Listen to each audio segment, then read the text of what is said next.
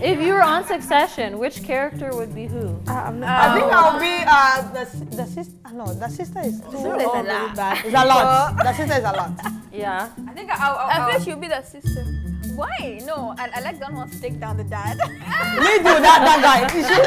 He always. I've not watched it yet. What's his name? Me neither. What about that?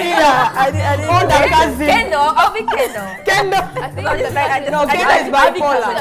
I think I just like to bring trouble and just give because they are told. Yeah. Oh my god. The Bahati sisters have come a long way. They were all born in the Democratic Republic of Congo, but the civil war forced their family to flee to Uganda in 2002. They spent 11 long years waiting to come to Canada and be reunited with their extended family. Now they finally arrived in Winnipeg 10 years ago. I sat down with them to talk about where they've been and where they're going. And what was that like when you came for you guys?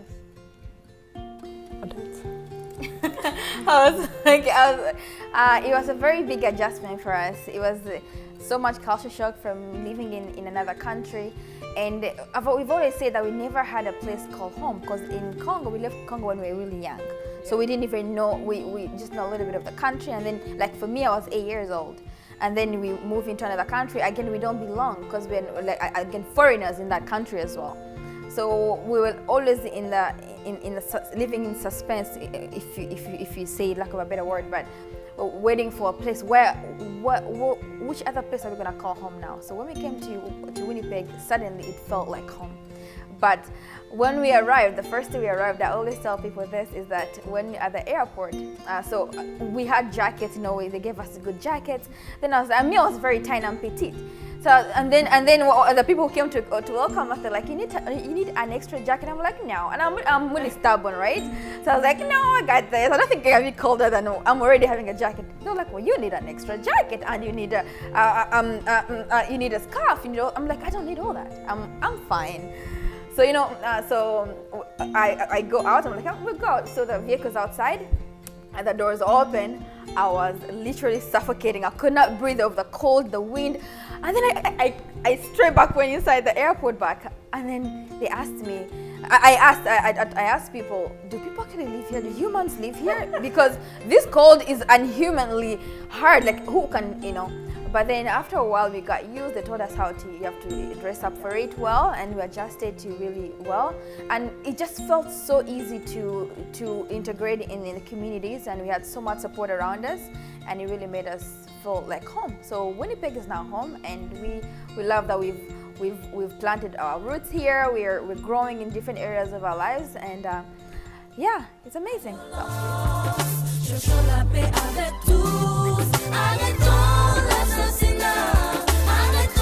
Back in Uganda, the sisters had started a band called Bahatizz. They continued singing when they got here, but have since put it on the back burner to pursue other dreams. Over the last decade, the Bahatizz have been building on their family legacy of entrepreneurship. Odette was the first to go into business with her interior design company, Timely Staging, followed by Francine, who launched a makeup line called Queenfidence Cosmetics. Alliance was next with her clothing line Kinja Collections. Glody does photography. Sylvie started a short-term rentals business, Lion Eagle Stays, and a commercial cleaning company. And this past November, Rachel launched her clothing line, Irage Collections. What drove you as a family to start businesses and go into entrepreneurship? Like, where does that spirit come from, do you think? In Uganda, I saw my mom basically buying products and then selling them. My mom, she's the hustler, and I remember sometimes she would go to imagine a refugee in a foreign country, doesn't know any ministers or any people in the parliament, and she would just go with no appointment at all, and she would just go to a door. I'm like, hey, I have an outfit that I think may look good on you, and literally a minister of some place in Uganda would literally buy, and that's how she made connection, networking, basically building her network and making her business well known in Uganda, just through relationships and stuff like that. So I saw my mom doing that, and as refugees, that was very inspiring because you don't really see that much of a woman who doesn't know even English, just like going through what she wanted to do and like making sure like her children are well fed, and you know, like seeing that, I'm like, I want to do that as well, you know. Yeah, I remember you started doing business at school. Yeah, I mean, I've always seen my mom like ways of making money, and I'm like, I want to be like my mom. I want to be like a boss mom, a boss lady. So like, yeah. I remember, you know, like when they're talking about like we're in Uganda and you don't have the capital to start a business. I remember like for Mama, she never had a capital to buy things so she can go and sell. So she will go to the shops and people who are bringing these things in the country, and she will tell them, just give me, I'll go and sell and I'll bring money. And then when she will go and get the clothes, and she will come and give to us so that we can go and sell, and we'll go knock door to door telling people about the clothes, about their jewelries, and we will sell. And we were so good at promoting what our mom was self-marketing. And that's how like we will get whatever we want, like some lotions and those kind of stuff. So it's really, really nice that. So from a young age, we learned to work for what we have. Like you have to work. You can't just wait for things to happen for you. You have to work and put in the work. So she taught us from the early ages, you need to have confidence and self-esteem. It doesn't matter where you are. You're a seed, right? Is it a seed? You can flourish. You can wherever. It doesn't matter what country you are. You can always flourish, right? So go for whatever you want that you want to do. Nothing should stop you. No, nothing around should stop you. And if I can add, when we were in I think in Bukavu, we used to sell manones, like it's called manones. I don't know how to call it in English. Like it's like a potato, and you cook it, and you cook it very nice. Then you go and sell it on the street. And we could even go to Rwanda. Me and Sid, we will go Rwanda by foot to go and buy avocado to sell. And I think we just started our entrepreneurship since we were refugee. Since we didn't even have anything. So I think it's just in the blood. And when we arrive here, it's like a land of opportunity. So we all took advantage of that. Yeah. What is it like having all these sisters and you're all in business together? It helps because we work together so well. Our parents are such big supporters for us. And our mom is so, if you've met our mom, you've heard, she talks about us. She talks about us. We think, she will tell you that we started working at 2 months old. And just having that kind of support from our parents made us feel like we can do this, right? We can help each other. When one gets something, then the next can do. So we help to the knowledge that one has, pass on the other. So it wasn't an easy transition, I say, but it made it easy because we work together so well, and we have so much support. With me, I just don't know how I'll be without my sisters, because my business, sometimes I'll call oh my gosh, this is the capital that I need for my business. Then what it will be okay, we're gonna have to do it. If you dreamed about it, we're gonna do it. We're gonna find a way. And I'm like, but it's a lot of money. She's like, yeah, I don't care. We're gonna get it. The Bahatizz fall into some of the stereotypes of sisters. Oldest sister Sylvie tends to take charge and lead the group, while youngest sister Glody, who is the most annoying? Oh my God, I think this girl. but she's still an integral part of her sister's businesses. Smile.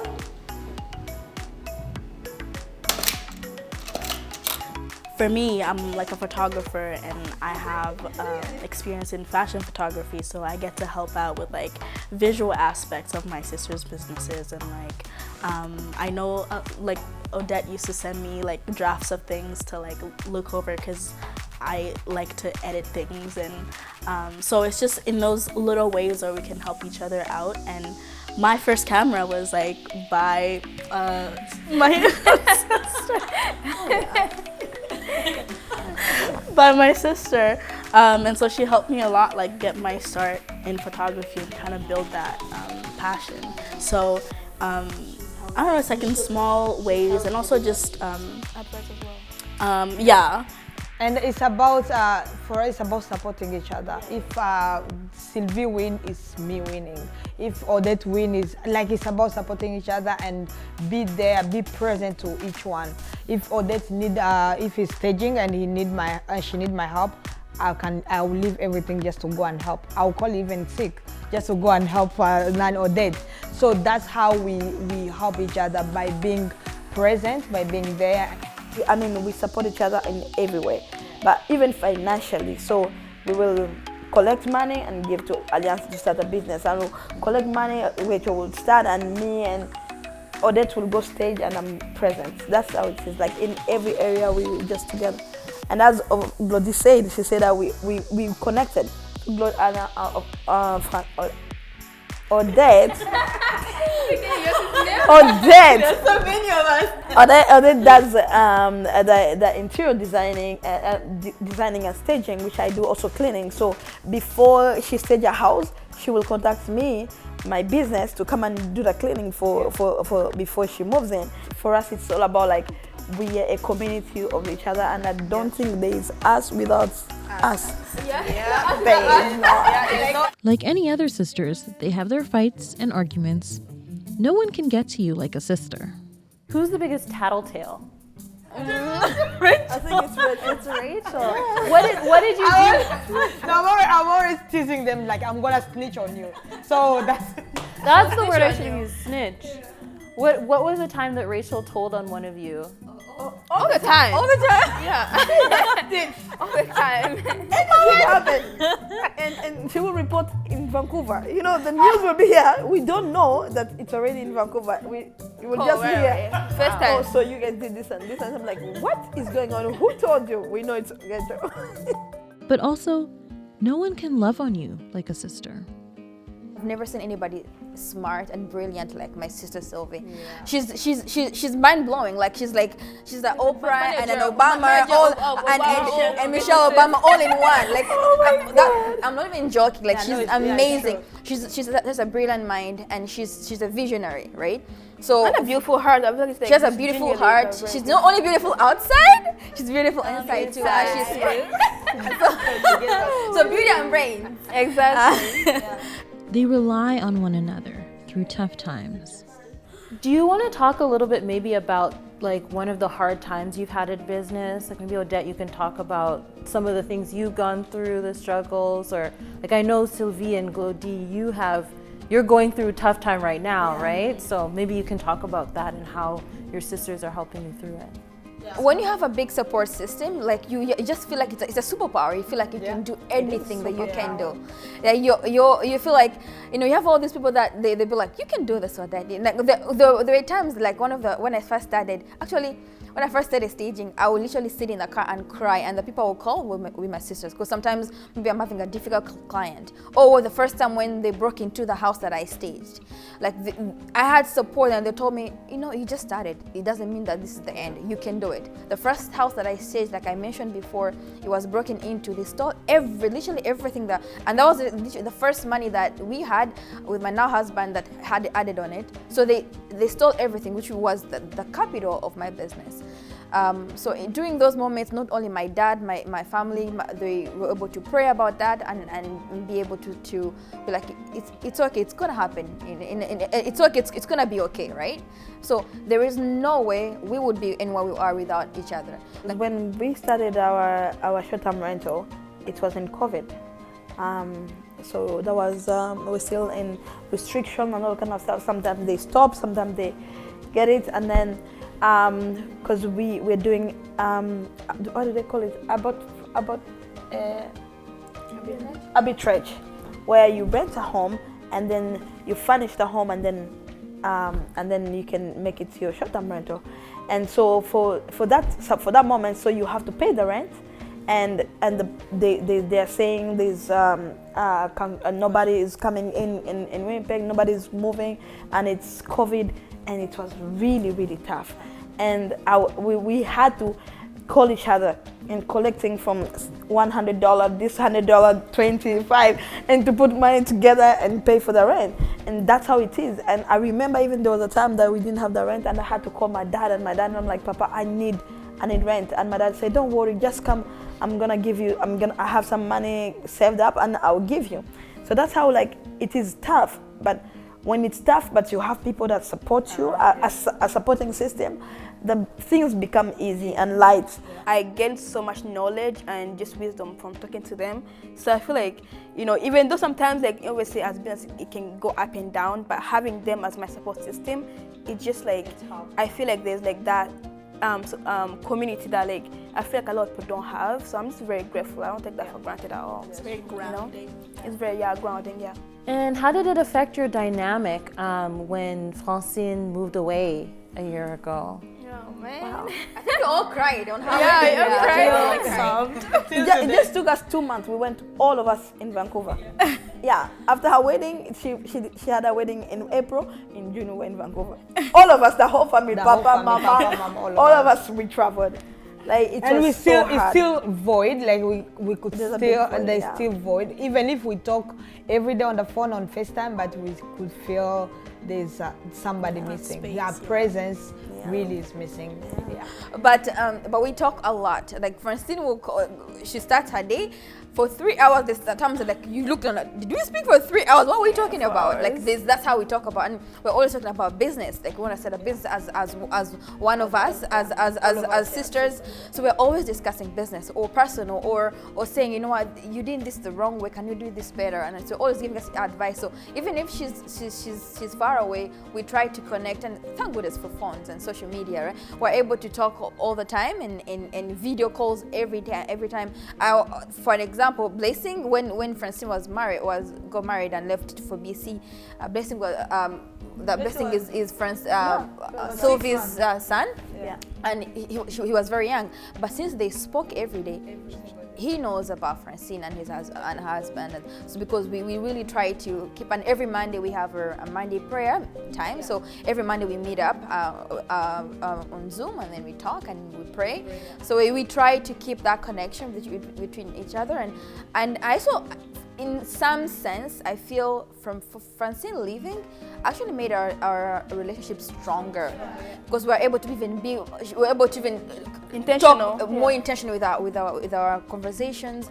We're able to go deeper, and we are talking about things that we didn't even know, about each other. So we're discovering so many other things about each other, because I'm living in Transconda, they're living in so we have to find a way to talk. So we talk every day, and then which really opens up to ourselves to be vulnerable within each other. So yeah, I just feel like I can't imagine my life without my sisters. I can't imagine that. Life without each other. Yeah. Yeah, you've talked a lot about prayer, right? And your father's a pastor. Yeah. So how does that play into your family dynamic, and how does that help keep you together in your Monday prayer sessions? I mean, prayer for us is everything. We call it Miracle Monday. That's our family, So it's we always look forward for Monday, because it's all of us from Vancouver, or everyone, to meet and pray, and it's like really a nice moment for all of us to just be together and just talk about life, talk about God, and discuss and share the word of God and pray together. It's really something that we always look forward. I mean, we started having our Monday prayers since when we were kids. And so we will that day actually is dedicated. We will fast and pray. And I can never forget about this day. There was a day we were fasting and we didn't have food to eat after the fasting, to break the fast. And we were just praying. We were just on the floor. We are praying and worshiping and believing that there's gonna be a miracle that is gonna happen on that day. And for sure, there was a miracle. There was this lady. God was telling him, "You have to cook food and take to this family, and they need you need to do it." And the fact that this woman did not know why she was being told that the feeling, because we are family, why would you cook and take for another 10 family? PM, right? It was 10, 11. And this person just knocking on our door with a bunch of food. It was insane. That was a first miracle. As a kids, that really resonates so much to us, because this person was not told about us being what we are going through. And then he brought food. And that's built even more our faith as young kids. We believe that this prayer works, and it pushes us to pray more and to seek for God. And so when we got married and we had our husband, we told them, you know what, we want you guys to join us on our Monday miracle. And so they came and joined us into our prayer. All our husbands, first of all married, and our partners, they have understood that if you marry one Bahati sister, you married all the Bahati sisters. That's the rule. My husband tells me, is there anything your sisters don't know? I'm like, yeah, of course, they don't know everything. But for us, prayer is everything. That's where it's ground us, as you say. It give us the hope that tomorrow is gonna be a better day. Today might not be, and tomorrow is gonna be a better day. And it's the same thing when we arrive here in Canada. I mean, we prayed before we came to this land, and we say, God, give us this land that we are going into. So give us the favor that people will love us, that we will be fruitful, and that's happened. I mean, trust me. The first day we arrived in this country, someone gave us a car. It just saw it it saw us on the news, and they gave us a car. Yeah. And every day someone was dropping food on our door, even before clothes and all this kind of stuff. And for us, we don't call that lack or whatever. We call that is the fruit of the prayers that we keep on praying. So okay, so it's been 10 years that you've been here. What would you say if you were able to send a message back to yourself when you got off that plane, other than put a jacket on? Yeah. Okay, if I go back to 10 years ago, coming in here, I think I'll tell myself it's gonna be okay. I don't know, because I think it's gonna be okay. And to not fear. In that first year was really hard for us, trying to some of us going to school and then finding jobs. We were pretty lucky because we spoke English, because a lot of people come here, they don't speak, so we are good because in Uganda they speak English, so we knew English. But again, finding a job, learning the culture. So there was that fear, like, what are we gonna do? Like, what am I gonna do with the school? I think I'll tell myself that it's gonna be okay. Just be kind to yourself right now, and it's gonna be, because if you told me 10 years ago that I would have a company that we're staging so many homes in a month, or I'll own the company that we have, I would never ever imagine that. So I'll probably tell myself not to give up. Don't give up right now in the moment, and it's gonna be okay. Where do you see yourselves 10 years from now? What is it that you're praying for, that you hope to get to in 10 years? I'm hoping that I'm definitely more like settled into the business that I'm in, and that I've evolved, and like the ideal person in my head. I am like, I have a family, and I'm like settled, and my business is thriving, and I have like a couple things on the side, just living life, having fun. Stop life. I see ourselves like billionaires in 10 years. Yeah. I think it's not gonna be just mere, it's like 6 figures, 8, those kind of stuff. And also I'm seeing that we are impacting lives, and we are changing lives, because our first motive is to help and to pay it forward to what we have had and what we have, to also make sure that other people are receiving back on what we have. And so we're seeing ourselves having a great NGO that we can help thousands of women and refugees back home here. And yes, I see a lot of growth in all of us, and also being part of the economy, a big economy of Canada, and employment rates. I believe that our company will be able to employ a lot of people, newcomers. When we came in this land, one of the things that they told us, like, when you have a resume, you have to have experience, right? And so when you just arrive and you have no experience, it is hard to get a job. because they want to get somebody who has experience. So our wish and our plan is that we will be able to employ the newcomer who are coming in this land, with or without experience, to give them the experience that they will need for their second job. And that is a dream, and I believe that it's going to be happening, and it's happening, but that is one of the goals. Yes. But I'm just so excited for the next 10 years because, like Sophie said, the first 10 years of our lives in Canada, it was preparation, just a training ground, testing the waters. So now we have an idea, we have the information, we have the resources, and so then the next 10 years is going to be us really hustling so hard to make sure that we create generational wealth and be able to make our parents proud. And so they said everything that they went through to get us here is worth it. Now, despite how far they've come together, there are some things they may never agree on. And who's the funniest? I would say me. Oh no! Yeah. Really? I think I'm the funniest. Okay. Are you serious? Somebody tell a joke right now. I think I'm pretty funny, but us is funny a lot. She'll make sense.